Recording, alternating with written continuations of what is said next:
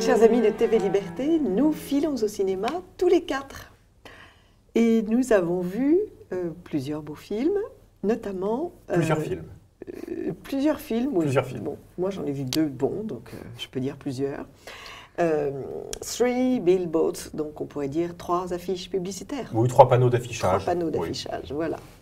Vous voulez raconter l'histoire? On va raconter l'histoire, ma chère. Alors, c'est un film fait par un Irlandais, c'est très important. Et c'est une femme du peuple qui est dans un petit village du Missouri, hein, au milieu, donc aux États-Unis, au milieu de nulle part, qui est excédée parce qu'au bout d'1 an, l'enquête sur le meurtre de sa fille et le viol de sa fille n'est toujours pas résolue. Et elle loue 3 panneaux publicitaires et sur ces panneaux, elle interpelle le chef de la police locale, qui se trouve être un type très bien, qui vient immédiatement la voir et qui lui dit, ben voilà, c'est comme ça, on ne trouve pas toujours, il faut de la chance dans les enquêtes, et jusqu'à présent, on n'en a pas eu. Et alors, c'est devenu, ça a été pris dans nos milieux français pour une attaque contre la police, mais pas du tout. Il y a un policier crétin, mais il y en a un qui est très intelligent, le chef de la police. Et à mon avis, ça va beaucoup plus loin que le récit de cette quête. C'est une dénonciation pure et dure de magouille, puisque quand on approche du secret, on dit non, on ne peut pas aller plus loin, c'est classé secret, top secret par le gouvernement. Qu'est-ce que vous en pensez ?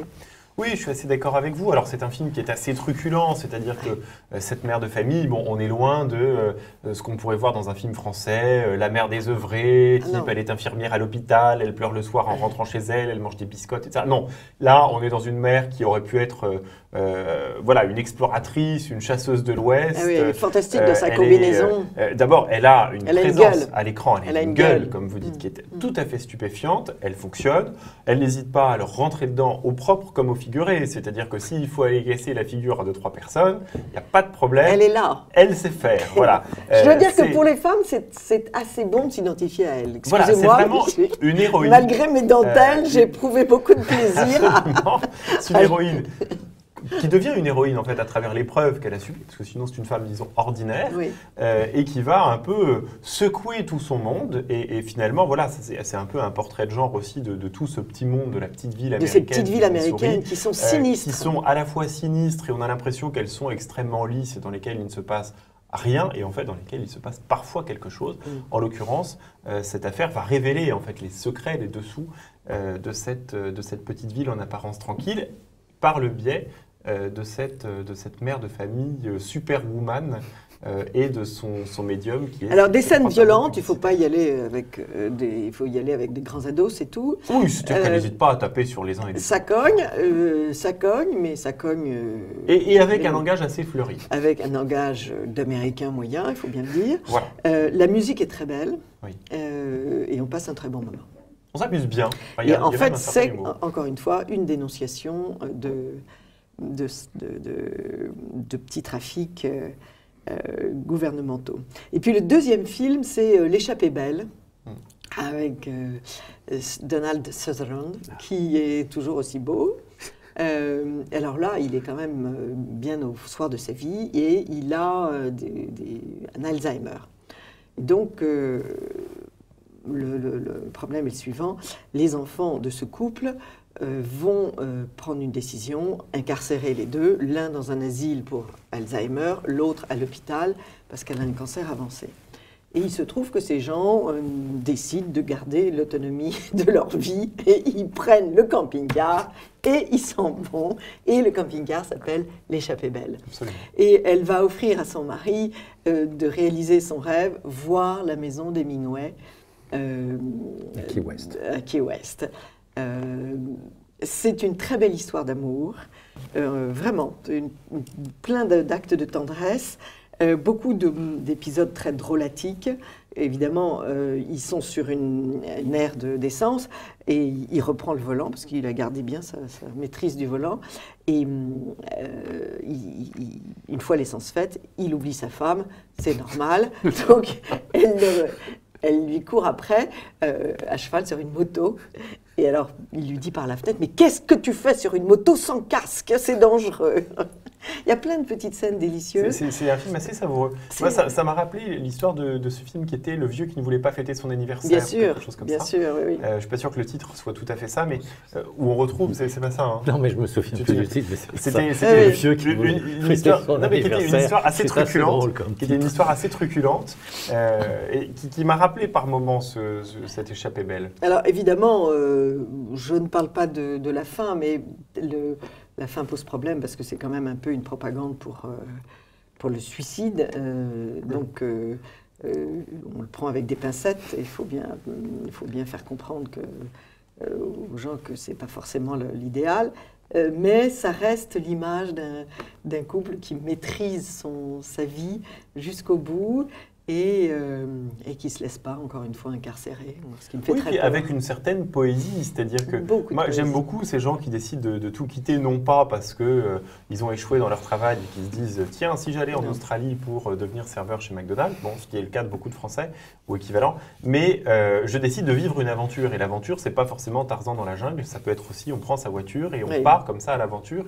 L'aventure de l'ordinaire avec les petites choses du quotidien qui peuvent être transfigurées pour devenir... Maxime, est-ce que vous avez déjà pris un camping-car? Assez peu, mais on peut, par exemple, avec une ancienne automobile, vivre des moments tout à fait truculents sur le chemin. Le camping-car, c'est toute une aventure. Je l'ai fait, je peux vous dire, et je repartirai demain, si c'était possible. Pour l'échappée belle. Oui. Alors, un autre film, Louis ou Frédéric? Je t'en prie, vas-y. Frédéric. J'aurais voulu revenir, et avec Louis, sur Vers la lumière, que je suis allé voir de Naomi Kawase, parce que je pense que tu n'as pas mis en garde quand même la difficulté de rentrer dans le film. Même si je suis totalement d'accord avec toi, c'est un très beau film. Mais très long.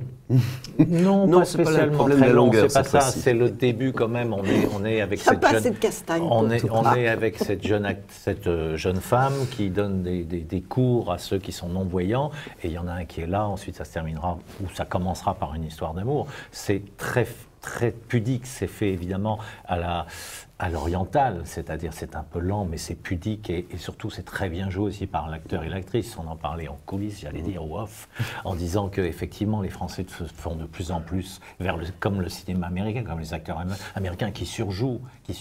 Là, on voit tout sur leur visage. Effectivement, quand il y a une larme qui coule, on n'a pas besoin de les voir chialer, la tête entre les bras et se taper la tête contre les murs. C'est une scène absolument éblouissante, c'est vrai, parce que rien n'est dit presque. Il saisit d'un coup la main et c'est sa larme qui tombe. Le problème, c'est que ça s'est donné dans une salle. Non, ça c'est à Versailles. Non, à Paris tout de même un petit peu plus développé. Et alors, c'est là où effectivement, ce qui est extraordinaire dans ce cinéma-là, c'est que c'est un cinéma qui est tout en pudeur et on voit tout.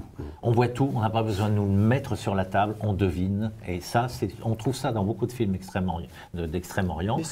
C'est très très bien joué. Et en conclusion, je dirais qu'on n'a plus de magie du verbe maintenant, mais il y a la poésie du verbe, mais en tout cas, on a la poésie de l'image. Parce que comme poésie, il y a des choses extraordinaires aussi bien avec les humains qui sont dans le film, qu'avec les paysages, la façon dont c'est filmé. J'y dirais même un petit côté paganiste parce qu'il y a un hymne au soleil que je trouve extraordinaire.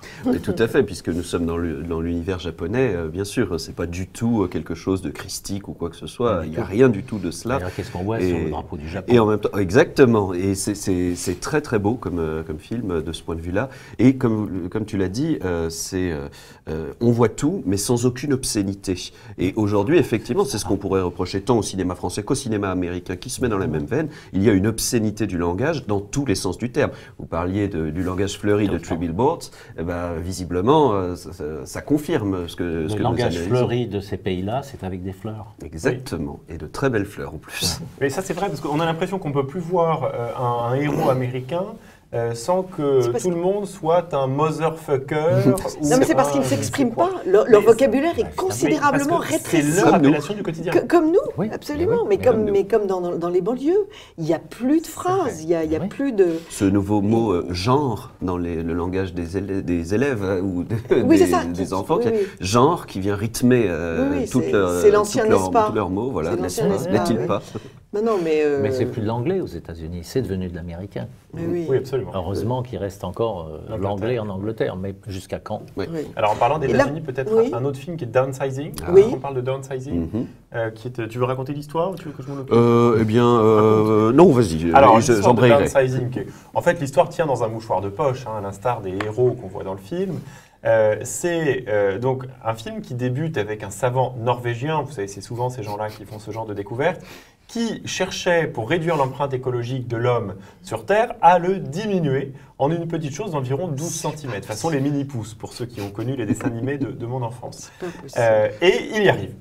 Et donc, il se diminue lui-même avec sa femme et on voit son collègue qui, au cours d'une conférence internationale, dit « Je vais maintenant passer la parole donc, à mon collègue, le très éprouvé d'auteur Mortensen. » Et là, on amène une petite boîte et on le voit dedans avec sa femme qui fait coucou.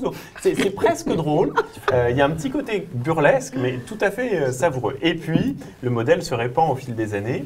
Dans le monde, à travers à travers le monde, partout. On voit fleurir des villes spéciales pour les petites personnes. Sous cloche. Sous cloche, enfin sous filet, parce qu'évidemment une goutte d'eau pourrait les tuer. Et quand ils arrivent à côté d'une fleur, ils ont l'impression... Bon. Et on encourage donc évidemment les familles à franchir ce cap jusqu'au jour où notre héros, qui est donc joué par Matt Damon, est poussé par sa femme qui lui dit en fait, on serait tellement plus heureux parce que l'argent est converti aussi, donc nos 100 000 $ correspondraient à 12 millions de dollars, on aurait une grande maison, etc. etc. Et puis... pouf, vogue la galère, donc ils vendent tout, ils font leurs adieux, etc. etc. Ne racontez pas la fin. Non. Et ils entrent, donc là on est dans la première demi-heure, et ils entrent pour se faire miniaturiser. Donc on suit tout le processus, alors il y a un petit moment assez savoureux, on leur enlève les dents, on les rase, etc. etc. parce qu'évidemment les poils et les dents ne diminuent pas. Oui, laissez votre dent, voilà. Ça peut exploser, votre tête explose. Exactement, donc on leur remet des dents ensuite, et lui se réveille. Il demande où est sa femme, on ne la voit pas, bon, puis il arrive dans sa maison, et puis on lui dit votre femme voudrait vous parler au téléphone, et donc on la voit, elle a la moitié, elle a un sourcil rasé et pas l'autre, et elle dit j'ai pas pu, c'est de ta faute, c'est toi qui m'as poussé dans cette aventure, désolé. La nouvelle Ève. Et elle s'en va. Donc il se retrouve tout seul dans sa gigantesque baraque. Quelques minutes plus tard, on voit qu'en fait elle a demandé le divorce et qu'elle est partie avec l'argent, moyennant quoi lui se trouve dans un monde où il n'a plus d'argent, plus de femmes, pas d'amis, plus de métier. Les femmes. Et on le voit donc vivre dans un petit appartement où il essaye de rencontrer d'autres femmes et il est un peu livré à lui-même, où il est devenu technicien dans un centre d'appel. Et là, le film, à ce moment-là, on se dit, voilà, ça commence, ça va devenir intéressant parce qu'il y a à la fois comment vivent ces petites personnes, comment ce personnage va se reconstruire et puis en même temps, cette espèce de dénonciation d'une écologie un peu ridicule.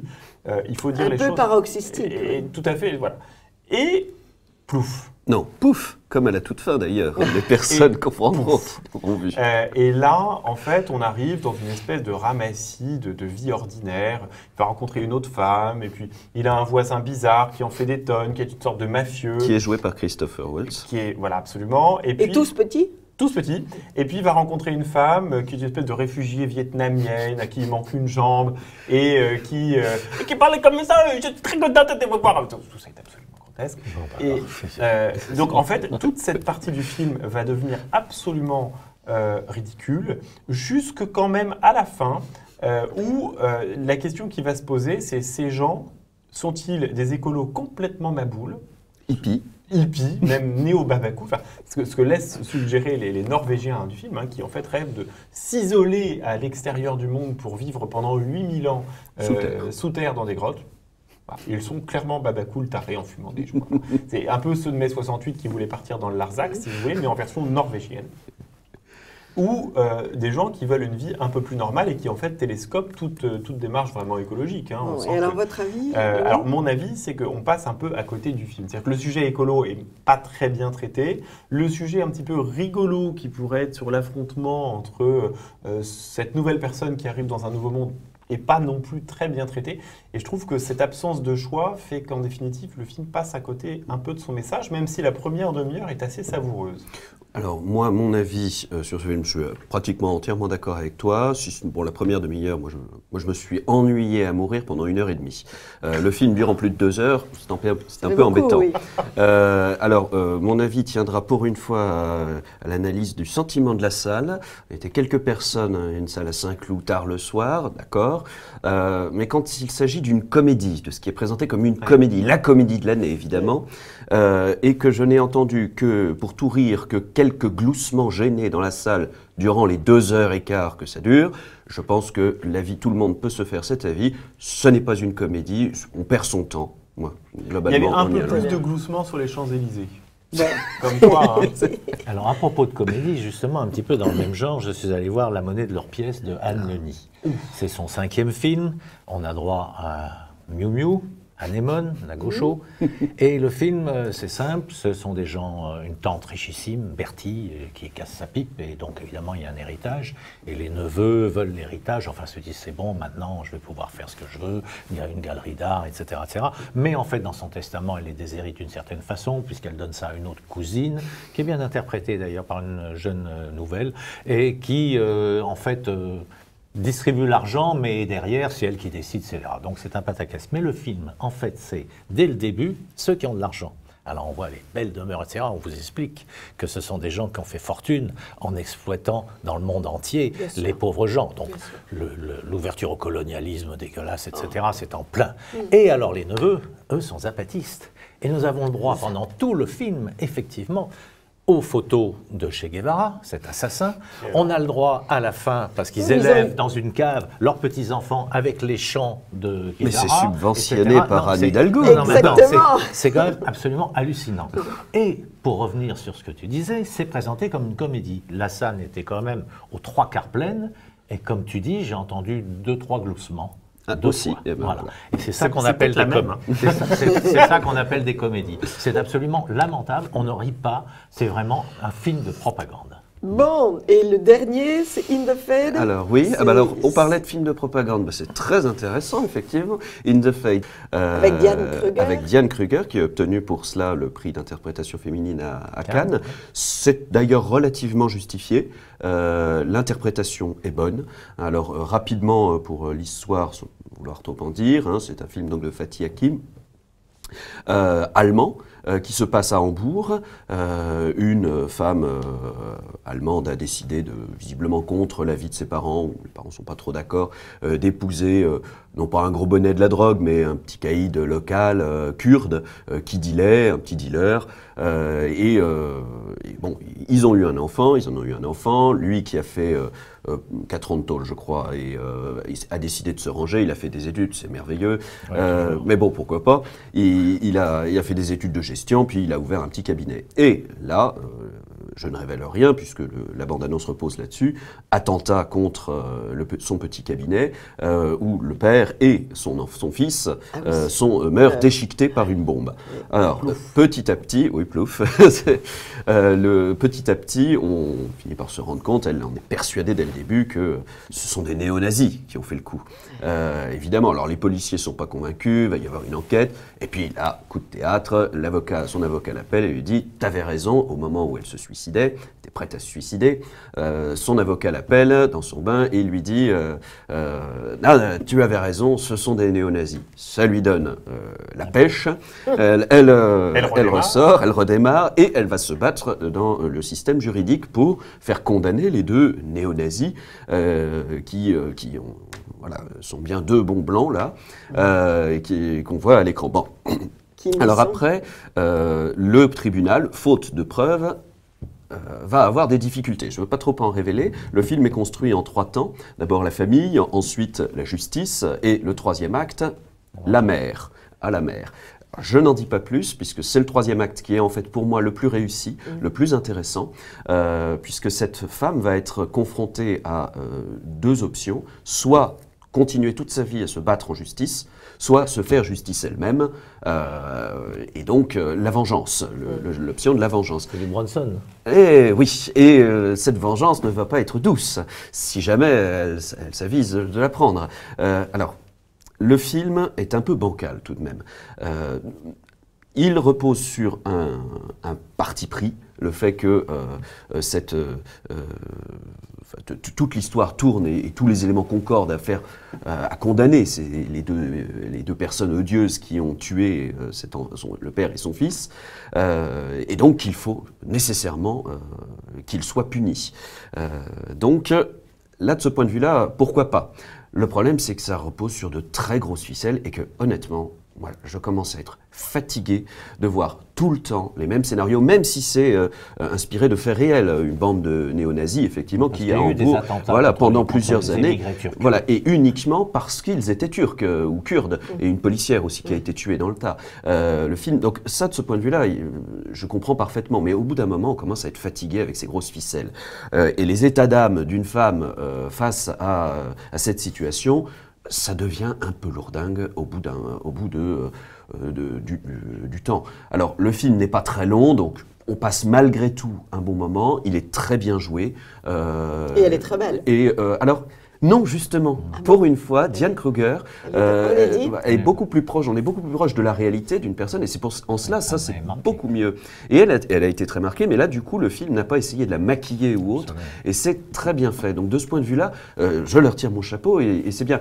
J'aurais aimé quand même un scénario un peu plus intelligent et audacieux. Oui. Mais il faut dire que le scénariste Fatih Akin est un Allemand, comme tu dis, mais d'origine turque ou kurde, je ne sais pas. Ah non, avec ce nom-là, c'est possible. Ça veut dire, non, mais c'est intéressant, parce qu'effectivement, ça veut dire, quand on voit sa filmographie, ce sont sans arrêt les problèmes de Kurdes. Les problèmes d'Allemands ne l'intéressent pas. Ce sont les problèmes de Kurdes, les problèmes exactement comme en France. Quand on prend, prend tous ceux qui font des films maintenant, et Dieu sait s'ils ont des subsides pour ça d'ailleurs, quand on ne parle que des problèmes d'immigrés ou que de la famille d'immigrés, soi-disant intégrés. Mais la France, non. À ceci près, qu'il y a quand même une scène intéressante et assez touchante dans le film, plutôt bien faite. Les parents, qui sont kurdes, qui décident après cet attentat qu'ils perdent à la fois leur petit-fils et leur fils, décident de rentrer en Turquie, au Kurdistan.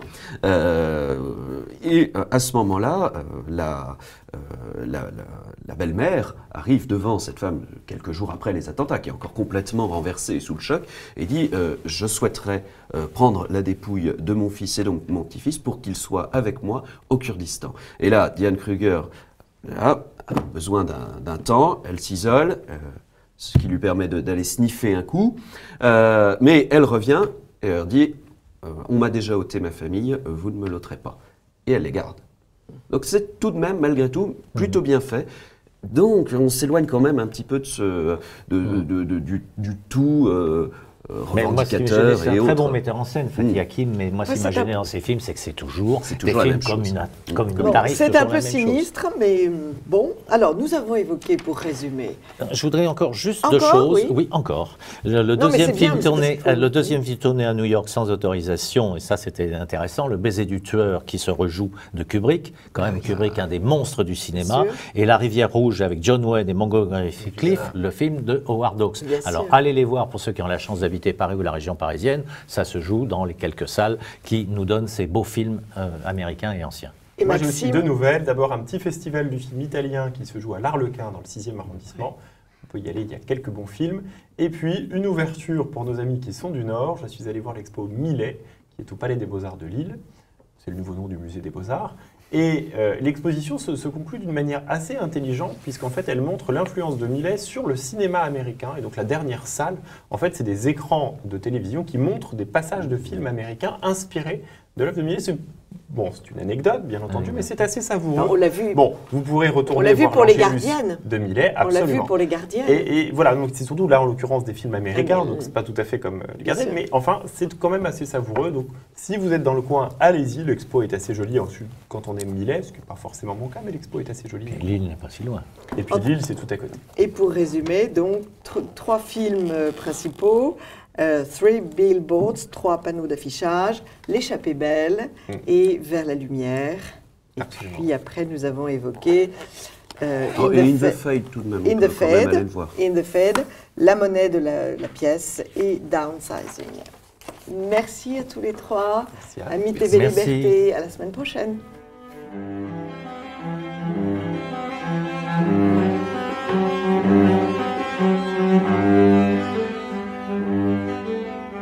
Amis de TV Liberté, bonjour. Nous avons la joie de recevoir ce matin Ida de Chavagnac pour un livre très intéressant qui s'appelle Alerte rouge sur la banque verte.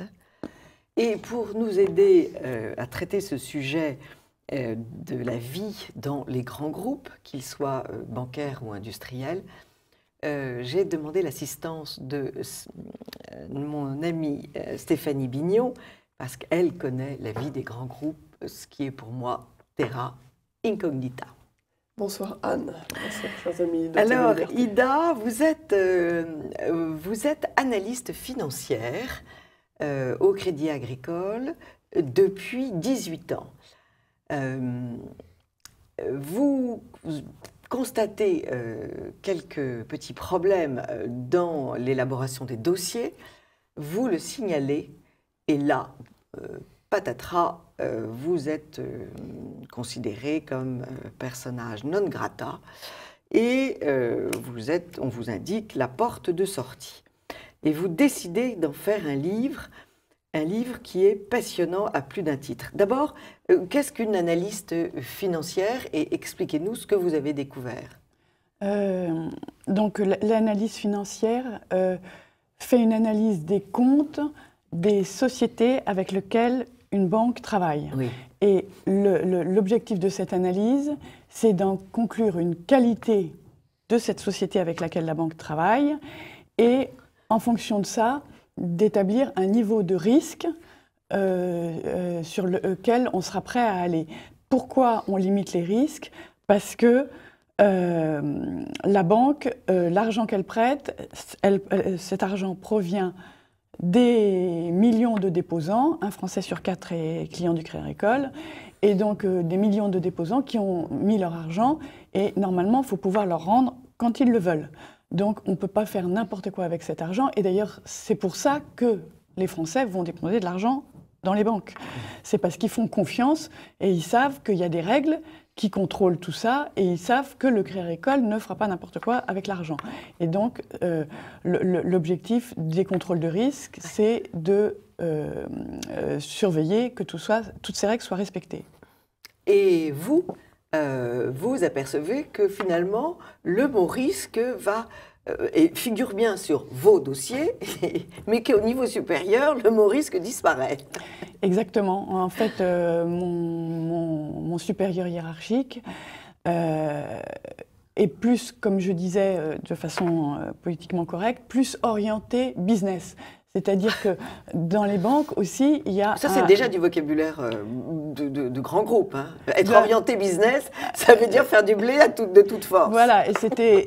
Excusez ma traduction provenant populaire. d'un responsable de risque, c'est totalement déplacé. C'est-à-dire que le responsable de risque, il ne doit pas... À côté de nous, il y a des commerciaux qui, eux, doivent faire des opérations et gagner de l'argent.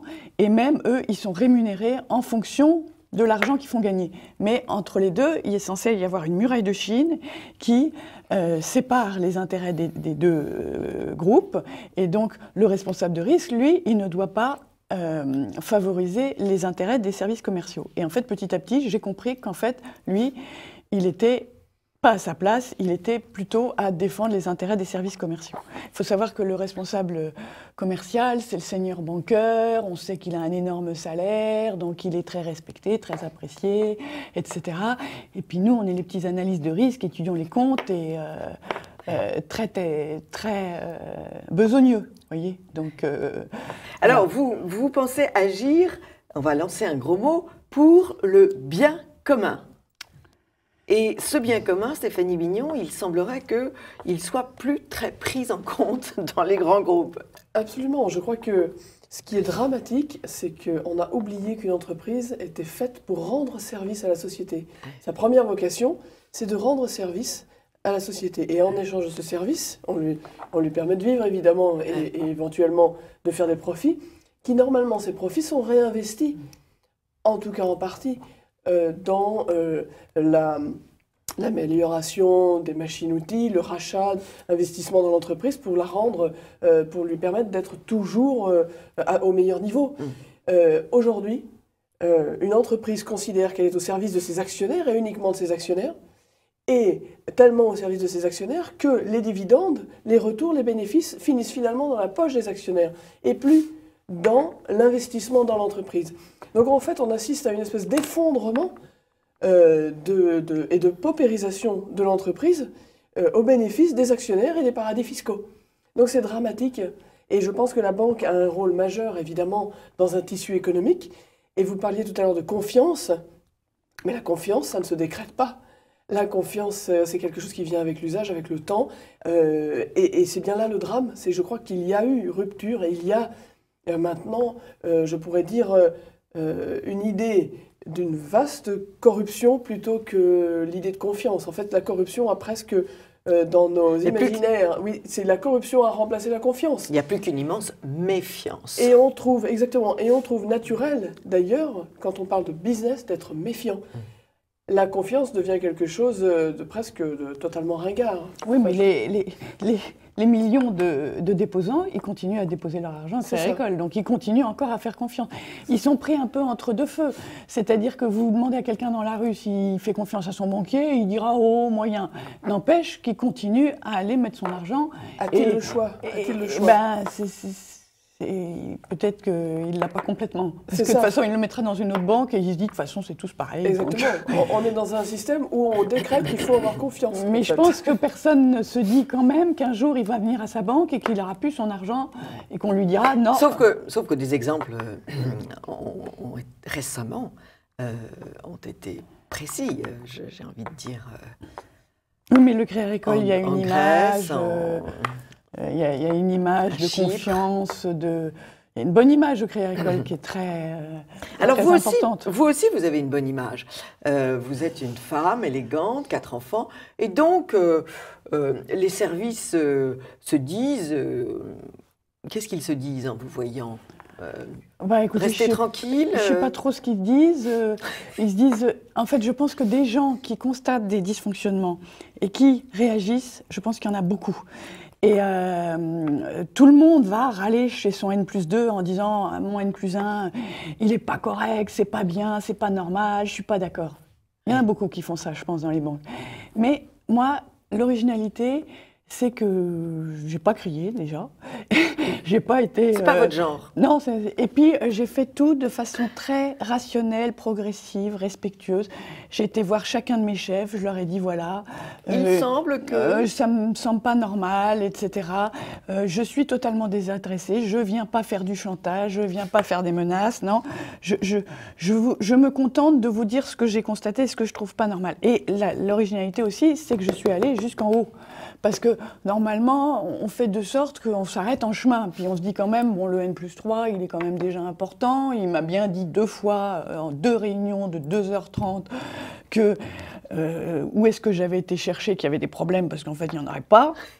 Donc, aller oser écrire au N+4, il n'y en a pas beaucoup qui le font. Et pourquoi je l'ai fait ? Parce que il est mandataire financier. On m'avait dit, le N+3, en fait... il n'a aucune responsabilité. Le N+4, il est mandataire financier. Et d'ailleurs, c'est donc c'est le vrai responsable. C'est le vrai responsable. Et lui, je ne l'ai jamais rencontré, il n'a pas voulu me voir. Et on a essayé de vous faire négocier. Alors, qu'est-ce que ça veut dire négocier dans ces cas-là ? Non. Après, le N+4, je cherche à le voir et je reçois ma lettre de licenciement 10 jours après. Ouais. C'était vraiment le fait que je veuille le voir qui voulait pas. Hein. D'ailleurs, je ne l'ai toujours pas vu. Hein. Et donc, je me retrouve dehors. Alors ça, c'est l'autre originalité de ma démarche, c'est que normalement, quand on se retrouve chez soi à pleurer qu'on a perdu son salaire avec ses enfants, etc., eh ben, on arrête là, on se dit je vais essayer de récupérer de l'argent. Et donc, vous avez les avocats qui vous disent « Oh, ma pauvre madame, c'est affreux ce qu'on vous a fait, etc. On va gagner plein d'argent. » Et voilà. Et donc, normalement, j'aurais dû Bon, ben voilà, les avocats s'entendent, on négocie, et puis j'aurais eu peut-être une belle petite somme rondelette, je n'en sais rien, parce que j'ai pas fait ça. Donc, on n'achète pas votre silence. Voilà, exactement. Et donc, j'ai décidé de pas faire tellement confiance aux avocats, faire mon dossier moi-même, aller en disant que personne n'était capable de faire ça à ma place. Vous avez l'habitude de tout faire vous-même, vous me déléguez assez peu. Non, c'était pas une habitude. Oui. Hein. C'est en réfléchissant, je me suis dit, les avocats, est-ce que je dois vraiment leur faire confiance? C'est trop important pour moi. Mon sort n'a pas à dépendre de ce monsieur. S'il est de mauvaise humeur, le jour où il va plaider et qu'il plaide pas bien, tout est raté. Et puis aussi, il y a un côté technique. Je me dis, qui sait? En fait, dans une plaidoirie au prud'homme, il n'y a pas tant que ça de juridique. Il y a 2 ou 3 articles. Ce qui compte, c'est le lien entre mon métier bancaire et le droit. Il n'y a que moi qui peux faire ça. Mais ce qui est très original dans votre livre, et je me suis vraiment régalée à le lire, parce que d'abord, il est très bien écrit, très accessible, même quand vous expliquez des choses assez techniques sur votre métier. Oui. Pour moi, c'est assez abstrait, et du coup, j'ai eu l'impression d'être intelligente et de comprendre. Donc, tout le monde comprend parce Ida que Chavagnac. Souvent, les banquiers ne sont pas très transparents. Voilà, et là j'ai trouvé que c'était extrêmement bien. Ça permet d'ailleurs de prendre un peu de recul par rapport au système bancaire et de comprendre des choses qu'on ne comprendrait pas autrement. Et ce que j'admire dans votre démarche, c'est qu'elle est d'un bloc. C'est-à-dire que du début où vous détectez des anomalies dans votre entreprise, votre démarche jusqu'au N+4, votre démarche dans votre dossier de défense, tout est d'un bloc. Et pourquoi vous prenez votre défense? C'est parce qu'en fait, votre démarche est à ce point originale et à ce point logique que finalement, elle est complètement inattendue, je dirais, dans le milieu ambiant. C'est-à-dire que vous considérez qu'il y a eu injustice et que justice doit être rendue. Et donc, la seule chose que vous voulez, c'est que votre licenciement soit reconnu comme totalement abusif et que vous retrouviez votre poste. Et là où j'admire, c'est que je pense que beaucoup de nos contemporains, et particulièrement dans les grands groupes, sont atteints de schizophrénie. C'est-à-dire qu'il y a ce qu'on impose à ces gens-là de faire aujourd'hui et qui va envers et contre leurs compétences métiers, et qu'ils sont finalement obligés d'accepter de faire parce qu'ils sont pris en otage par un travail qui devient rare et qu'il faut garder son poste, etc. Et là, vous montrez une série de courage basée sur une tranquille recherche de justice et de vérité. Et je trouve ça extraordinaire. Et vous devenez lanceur d'alerte. Alors, qu'est-ce que c'est qu'un lanceur d'alerte? Ida Chavagnac. Lanceur d'alerte, c'est continuer à dénoncer, puisque moi, je dis qu'il y a des prises de risques inconsidérées, de la fraude à la réglementation, une tentative de corruption. Tout ça, c'est pas bien. Donc, il ne faut pas que ça reste dans la banque. J'adore. Elle a un ton. Là, c'est pas bien. C'est pas beau. A priori, il y a de la poussière, là. A priori, on n'est pas d'accord. A priori, ces faits-là ont été constatés dans la banque. Personne ne les nie, d'ailleurs. Hein. On ne m'a jamais dit que c'était faux, ce que je disais. On me dit, c'est pas important, il n'y a pas de problème. Mais on ne me dit pas que tel fait est faux. Donc, a priori, ces faits-là ont existé. A priori, j'ai pas de nouvelles contre. Donc, si ça se trouve, ça continue. Donc, pourquoi moi, j'arrêterais? Alors après, tout dépend de ceux qui veulent bien m'inviter pour que je parle. Oui. Donc lanceur d'alerte, ça dépend de qui vous donne la parole. Alors bien sûr que j'ai fait des efforts pour essayer qu'on m'écoute. Et les journalistes, globalement, écoutent. Après, ils ne relaient pas toujours. Parce que quelquefois, il y a des blocages là-dessus. Il y a N+4 qui dit non. Voilà, sujet interdit. J'ai souvent eu des petites jeunes passionnées. Oh là là, vous êtes lanceur d'alerte, c'est trop bien et tout ça. Je vais vous écrire un article et tout ça. Puis après... j'en ai parlé à mon chef de rédaction, ça va pas être possible. Voilà. Mais néanmoins, il y a quand même des gens qui écrivent. Vous avez rencontré d'autres lanceurs d'alerte avec des situations comparables? Oui, ça c'est très... Notamment cette femme qui est... Oui, je dis même que le jour où j'étais licenciée, j'ai une amie qui n'a rien à voir dans l'histoire, qui m'a montré l'article sur cette Stéphanie Gibault, donc, qui est très médiatisée, et qui, elle, avait alerté contre de l'évasion fiscale chez UBS. Et je dis que quand on voit cet article, vous savez, le jour où on est dehors, eh ben, c'est un immense réconfort parce que on se dit, je ne suis pas toute seule. Parce qu'en fait, le problème, c'est que tant qu'on fait sa petite démarche, on est tout seul. Vous n'avez pas d'amis dans ces cas-là, pas tellement d'amis. Alors il faut. Donc quand on voit l'article, on se dit, on est pareil, on est au moins 2. Et résultat, on est très proches et on se soutient. Dans les sociétés, on est même très isolés. Du du jour au lendemain. Oui, et puis alors moi, je n'avais pas compris ça, mais en fait, je crois qu'ils font tout pour vous isoler. Donc moi, je n'étais pas complètement isolée, puis ça me... je n'ai pas trop repéré ça. Mais en fait, après coup, j'ai compris qu'on m'avait isolée. Oui. Alors, ce qu'il y a de joli aussi dans votre livre, c'est la conclusion. Oui, il y a beaucoup d'incertitudes devant nous. Mais l'homme sera capable de s'en sortir. Il suffit de rester fidèle à une valeur sûre, le bien commun. Et normalement, on devrait trouver des solutions. Il y aura des gens qui se lèveront pour réinventer et rétablir un système plus juste. Avis aux amateurs, nous vous attendons. Ouais. C'est joli comme conclusion. C'est joli. Je me permets. C'est joli comme conclusion. Oui, je pense qu'on n'a pas toutes les solutions à proposer, mais... Il faut que chacun se lève.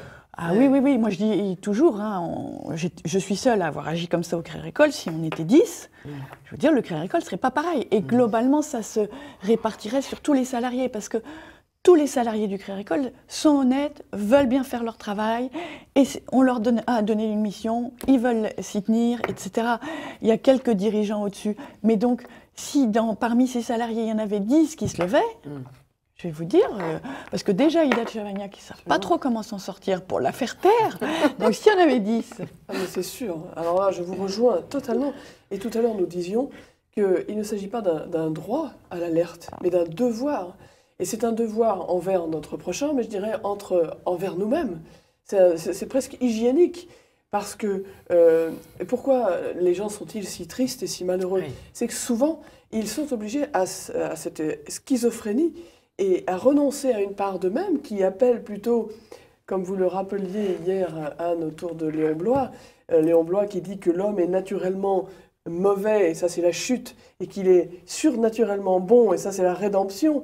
Et bien sûr, nous avons besoin de cette recherche du bien commun, et au niveau professionnel évidemment, puisque c'est on se construit par le travail. Et donc là, on se détruit en ce moment beaucoup. Et moi, je peux vous dire que les gens malheureux, je les ai vus, ils se plaignent toute la journée à la cantine, ils sont malheureux, ils ne comprennent pas. Et c'est pour ça que moi, je parle d'un mot qui n'existe plus tellement dans le vocabulaire actuel, c'est la conscience professionnelle. On a tous une conscience professionnelle, et je parle de tous ces gens qui sont des opprimés de la conscience. Oui, et bafouer sa conscience, c'est-à-dire que bafouer sa conscience quotidiennement, c'est une source de souffrance. Ça m'a été signalé par une psychologue qui m'a dit, je vois beaucoup de gens qui sont témoins de malversations et qui ne peuvent rien faire et qui ne peuvent rien dire. Et donc, ils sont comme abîmés à l'intérieur d'eux-mêmes. Alors, et c'est là que je trouve que le livre d'Ida de Chavagnac est particulièrement important, c'est qu'on peut toujours faire quelque chose à son niveau. Et c'est justement, parce que c'est ça, c'est une façon de laisser nous gagner la corruption. C'est-à-dire que la corruption est une espèce de chose dégoulinante qui vient du haut et qui englue tout le monde. Mais justement, avoir le devoir de réagir, c'est repousser finalement cette corruption, et ce silence est une forme de corruption. Voilà, il faut suivre la leçon de ces deux femmes d'entreprise, chers amis de TV Liberté. En tout cas, lisez Alerte rouge sur la banque verte de Ida de Chavagnac aux éditions de l'Ancre. Alors, difficile à trouver sur Amazon. Amazon ne doit pas vouloir aimer vendre ce livre. Je sais pas, c'est tout le temps en rupture de stock sur Amazon. C'est tout le temps, c'est bon signe quand même. Cela dit, vous pouvez le trouver beaucoup plus facilement sur le site de Randa, France et Filles, France et Filles, PHI, diffusion. Et vous le trouvez très facilement sur Internet. Les éditions de l'Ancre. Et les éditions de l'Ancre. Merci beaucoup. Votre couverture est très marrante. Ce petit lapin blanc au milieu d'une pelouse verte. Nous allons le voir à l'écran. Merci Ida de Chavagnac et bonne chance. Merci Stéphanie Vignon. Merci Anne. Amis de TV Liberté, à très vite pour une autre émission de Parle de Culture.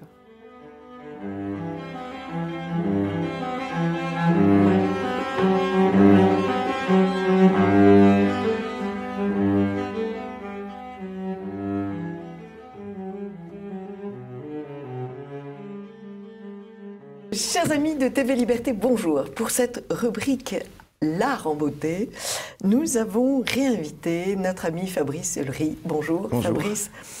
Vous vous souvenez de Fabrice Ullery, grand pianiste devant l'Éternel, qui remplit les salles de l'Olympia comme ça. Et il y a beaucoup de monde à l'Olympia. 2000 places. 2000 places. Et moi, j'ai assisté à vos spectacles et j'ai vu les 2000 personnes debout en état de béatitude intense. Merci pour le témoignage.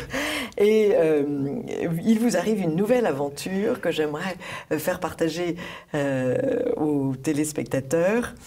C'est votre rencontre avec un orchestre ukrainien, un orchestre symphonique. L'orchestre philharmonique, philharmonique de Kharkov. Voilà. Oui. Alors, comment est-ce que ça s'est passé? Vous étiez invité à jouer là-bas? Alors, c'est venu d'une rencontre. C'est une amie qui a vécu à Kharkov, oui, qui habite à Paris actuellement, et qui m'a permis de jouer avec eux à Kharkov au mois de septembre, donc en septembre dernier, en septembre 2017. oui. Et c'est venu aussi d'une rencontre discographique, puisque je les ai écoutés en disque et que leur son m'a énormément plu. D'autre part, ils ont aussi joué à la mairie du 5e. Ah oui. Oui, oui. Alors c'était un concert de bienfaisance qui a été incrusté dans une tournée belge. Et ils avaient donc un concert à Bruxelles la veille et le lendemain. Et ils sont venus jouer à la mairie du 5e en bus, parce qu'il faut savoir qu'ils viennent d'Ukraine avec leur bus. Oui, je sais. Ils rentrent tous leurs instruments. La condition des musiciens en Ukraine n'est pas celle des artistes new-yorkais. Ils vivent pour la musique. Ah oui, tout à fait, oui. Et donc, ils sont venus de Bruxelles jouer. Le bus les attendait à la sortie. Et après le concert à la mairie du 5e, ils sont rentrés dans le bus. Ils sont allés dormir à Bruxelles pour le concert du lendemain. Voilà. Alors, dites-nous, Fabrice Ullery, les dates de la présence de cet orchestre qui va interpréter votre musique. Voilà, donc nous serons en France la deuxième dizaine de mars. Oui. Le 10 mars, il est question de jouer au conservatoire du 5e arrondissement. Oui. Le 11 mars après-midi, nous serons à Saint-Germain-l'Espinasse, tout près de Roanne, oui, donc dans la Loire. Donc ça, c'est un dimanche. Le mardi suivant, le 13 mars, nous serons à Lons-le-Saunier, dans le Jura. Et puis, nous avons également 3 dates dans l'Aveyron, les vendredis, samedis et dimanches qui suivent, c'est-à-dire 16, 17 et 18 mars, respectivement à Saint-Géniès-d'Olt, donc dans la vallée du Lot, c'est magnifique. Et puis Espalion le samedi, en l'église d'Espalion. Et le dimanche, nous serons à Rodez. Alors, c'est le moment de lancer un appel. Si vous êtes maire de votre ville, vous cherchez un beau spectacle pour le mois de mars, vous avez un théâtre, eh bien, c'est le moment de rentrer en contact avec TV Liberté et d'inviter Fabrice Ullery et son orchestre philharmonique. Voilà, si possible, les jours de relâche, c'est-à-dire soit le lundi 12 mars. Oui, bien évidemment. Si possible, les jours de relâche. Alors, Fabrice Ullery, comment est votre musique? Parce qu'on a envie de dire, vous êtes d'habitude un grand musicien, un pianiste de rock, et comment est-ce que, de rock et de jazz, alors quelle est cette création que vous nous proposez? Alors, dans une émission précédente, nous avions parlé de Ray Charles, qui était à la lisière de toutes les musiques, donc c'est un peu ma démarche, finalement, je suis un pianiste de toutes les musiques qui me passionnent, et également de nos racines européennes. Donc j'affectionne tout particulièrement la musique romantique. Et dans mon concerto pour piano numéro 2, eh bien, on peut parler d'une rencontre entre le blues, le boogie-woogie, et l'écriture romantique européenne. Voilà. Donc j'ai écrit pour 40 musiciens, l'orchestre philharmonique de Kharkov jusqu'à 80 musiciens, plus éventuellement des chœurs, mais là, c'est pour 40 musiciens, donc nous aurons 40 musiciens sur scène, et ce concerto pour piano, toujours en 3 mouvements, était finalement une rencontre entre ces musiques-là. Et nous avons également au programme la Rhapsody in Blue, qui est un petit peu dans le même esprit. Le grand morceau de Gershwin. De Gershwin, voilà, puis quelques petites pièces en rappel, dont Summertime de Gershwin aussi. Donc ça va être un programme fantastique. Et il faut savoir que, oui, vous produisez aussi sans cet orchestre. Vous en avez juste besoin d'un piano. C'est une tournée exceptionnelle. Nous n'avons jamais joué qu'une fois, finalement, en Ukraine pour l'instant, à Kharkov, en septembre dernier. Et ils ont dû être très très heureux, les Ukrainiens. Mais c'était une rencontre assez inattendue pour eux. Voilà, et le courant très bien passé. Et le chef d'orchestre, Yuri Yanko, m'a dit, on m'a traduit en tout cas ce qu'il avait dit, cet orchestre est le tien et... Ils sont très généreux. Tes projets seront les nôtres. Tes projets musicaux seront les nôtres. Les musiciens ukrainiens sont très très généreux. Alors, c'est facile, il faut se rendre sur votre site. On peut se rendre sur fabriceullery.com ou sur mon blog Le Canard du Pianiste. Le Canard du Pianiste. Voilà. On aura le calendrier et toute l'actualité de ce projet. Oui. Et vous allez nous donner un petit, pour illustrer l'émission, un petit extrait de mon concerto pour piano. Voilà, et donc nous allons terminer cette émission en beauté en vous écoutant, Fabrice Ullery, et soyez vraiment le bienvenu à la télévision et à votre prochain concert en France, et nous redonnerons les dates quand les dates seront précises. Très bien. Merci beaucoup Fabrice Ullery. Merci de votre accueil. À bientôt. Au revoir chers amis de TV Liberté.